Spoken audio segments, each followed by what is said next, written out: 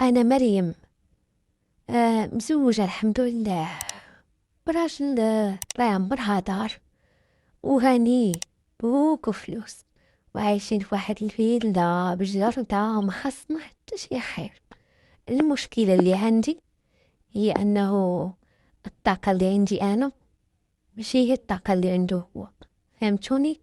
يعني عادة كنسمعو بأن العيالات كيتشكاو وتيقولوا بأن رجالاتهم ديما تيطلبوه معاك على الفراش ولا كيبغيوهم كيبغيو يديرو معاهم علاقة باستمرار، وهي اللي ما كتبغيش كتكون صافي عيات وهذا وما بقاش عندها الرغبة.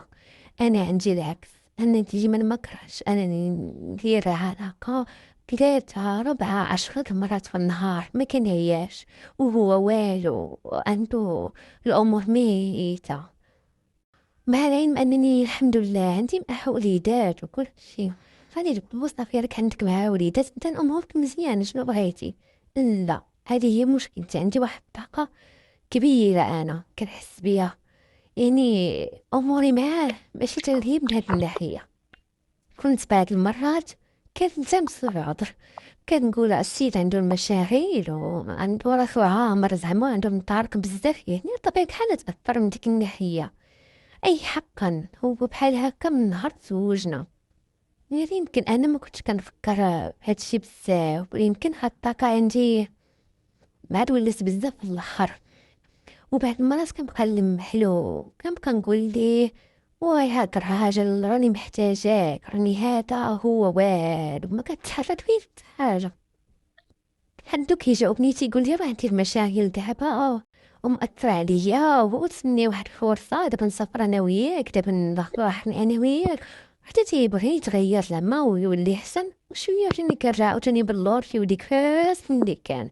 لدرجة واحد النهار فتحتو قلت له شوف ولد الناس، يا اما تشد معايا الطلاق ودير ليا داكشي اللي بغيت وتلبي ليا الرغبات ديالي، يا اما كل واحد فينا يشد الطلاق ونطلقو. تيقول لي والو طلقني ما تجبديش، راه ما نقدرش نعيش بلا بيه، كنتي معمر عليا الدار شكون يديه في الوليدات من غيرك، وانت بقى لي بحال هكا مش شطوره في القضيه ديال الطلاق. قلت شنو غادي ندير انا نطرطق؟ اضطريت انني ملي نتفرج في ديك الافلام راكم عارفينهم وصافي كنديباني انا راسي باش على الاقل ديك الطاقه اللي هي بزاف عندي في الجسم المهم نفرغها شويه، ومن بعد نشوف شنو ندير مني كاع. لدرجة كنت بعد نوبات كنبغي نوض مع الصداع على والو، غير نقلب على السبة زعما حنا دابز باش باش يطلقني باش نتهنى. ما بالنسبة ليا انا هادشي راه جحيم. نكرهت حتى الشغل ديال الدار، قلت ليه شوف راه ما بقيتش قادة نديرو، شوف لي شي وحده شي خدامة شي حاجة تعاوني. وصحاب ديالي يقول لي لا ولا هذا حتى مسكين ما رفضش، بالعكس قال لي نجيب لك وحده اللي تعاونك هي الاولى. وفعلا شاف ليا وحده وليت تجي عندي للدار تخدم معايا، وهاديك السيدة اللي جبتها خدامة باش تخدم معايا ولا تخدم عندي، السيدة الله يعمرها دار حتى هي مع مزوجة، ولكن ربي باقي معطاهمش وليدات. علاش؟ لأنهم اجدين هذا الموضوع ديال الدراري، لأن راجلها مرة خدام مرة ما خدامش وأمورهم المادية مش تلهيه. داكشي علاش بدات أنها تخدم حتى هي وتعاونه، زعما تعاون هي وياها على الزمان. وفعلا بقات كل مرة كنجلس أنا وياها ونجمعو راكم عارفين الهكرات ديالي، وبقات تعاود ليا على راسها وعلى راجلها وكتقول لي بأنها عندها مشكلة وحدة مع راجلها. شنو هي؟ هي أنه عنده واحد الطاقة كبيرة ودي من تطلبها للفراش وهي تكون عيانة وهادو ما كتبغيش، وهي كتعاود لي على راجلها وأنا من الداخل كنغلي وكنتقص. نقول شوف دابا هادي اللي هي فقيرة وهذا ربي لاقاها مع راجل بحال هكا عنده هاد الجهد كامل، وانا اللي ما خصني حتى شي خير ربي عطاني دابا هذا اللي ديما مهدول وديما ما عنده جهد. يا ربي شنو هو هاد الشيء؟ قلت له شكون بحالك علاش تبغي تقولي هادي راها نعمه، اش كترفض النعمه اللي عطاك الله؟ كتقول لي ولكن راه ماشي كلشي، داكشي هو بالو غير ديك القضيه وصافي بحال الحمار ما كيهداش ليل ونهار. ولكن بعد النوبات كيجيوني شي ايامات ما كنلقاو حتى ما ناكلو وهو دار هو نحصلو داكشي، يعني مبالنا ما هانيش ما صافيش باش نديرو داكشي، ورغم ذلك هو تطلب داكشي دائما. وانا بقيت كنجرجرها في الهضره غير بشويه بشويه، حتى بقيت كتعاود ليا التفاصيل الدقيقة ديال العلاقة اللي كتوقع بيناتهم، هو شنو كيبغي وشنو كيفضل، وحكات لي على الحجم اللي عنده، قالت لي الحجم عنده ماشي طبيعي، داك الشيء كتر من انك تخيلي كاين. واحد المرة حتى جينا جارديني بقات قاعد كتجرداني تكركصات بزاف، قلت لها شوفي اذا كتعرفي شي واحد زعما سيغتان مورايا قالت لينا الجرده، قلت لها انا راجلي عيطوا عليه تيعرف يدير كلشي، وين كنجرده وهذا، وداكشي الا تعطيه لواحد اخر حنا نزيد فينا. قلت لها واخا ماشي مشكل، عيطي ليه وشوفوا خدمته كيفاش دايره. قلت لها الا كان راجلك حسن من برا ندخلو تاني عندنا للدار شي واحد ما كنعرفوش. عيطيلو ما كوني هانيه، ما هاديش نقصر معاكم، ضروري هادي نعطيكم ونزيدكم مازال الفوق، نتهلا فيكم.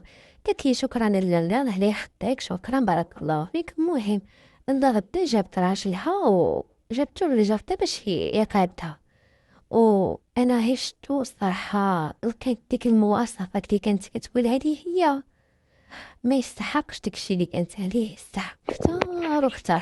يعني داكشي اللي عاودت عليه قليل في حقه. يختار اللي يشوفوا اي واحد يشوفوا انسان عادي، ولكن انا بقوة ما كانت مراته كتحكي لي ولا القدرات اللي عنده، انا كنشوفه بطريقه اخرى.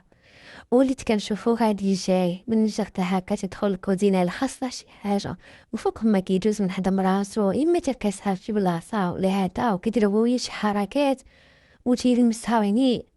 يعني ديما ديك الشوب عنده ديك اللعبه، كنت كنشوفها كتكون ديرونجي من ديك اللمسات ديالو، من ديك قرب لها كتكون ديرونجيه. قلت مع راسي هذا راجل خدامه، خاصو شي وحده اللي تكون عندها الطاقه زايده بحالي انا، ماشي بحال هي مسكينه غلبانه. وملي كان راجلها تيكون خدام هكا بالسلطه تنقيز ربيع وداك الشيء، كنت كنبقى ديما كنشوف في ديك المنطقه اللي كانت كتقول لي ان الحجم ديالها بزاف كبير، وفعلا تيبان ليا من تحت السروال داك الشيء يعني وافي تبارك الله. لدرجه وليت ملي كنبقى كنساهي مع راسي وليت كنتخيل راسي معاه، يعني مشيت بعيد في مخيلتي، وليت كنقول مع راسي انا اللي خاص يكون عندي بحال هاد الراجل ماشي هي. ايوا ماشي مشكل، الدنيا ما كتعطيش كلشي، انا اللي عندي فلوس وداكشي ربي عطاني راجل ناقص ديما ميت ليه موتور. لدرجه قالت ما مخي قلت ضروري خاصني انه نشوفو على طبيعته هو كيدير مع مراته هادشي، خاصي ضروري نشوف داكشي في ارض الواقع. وفعلا قلت لهم راني هاد نسافر، عندي واحد الشغل في مدينه اخرى وضروري خاصني نمشي للتران، وعاد عاوتاني غادي نرجع، يعني درك في التران ونمشي نسافر عاوتاني هذا رجع.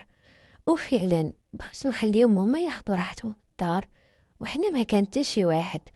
ايوا صافي، بما اننا حنا فيلا كبيره طبيعة الحال عندك كاميرات في كل بلاصه، عندك كاميرات في السطوان في كوزينه فهذا في كل شيء. ايوا مشيت غبرت واحد نص نهار هكاك ورجعت على اساس المره اللي رجعت من السفر.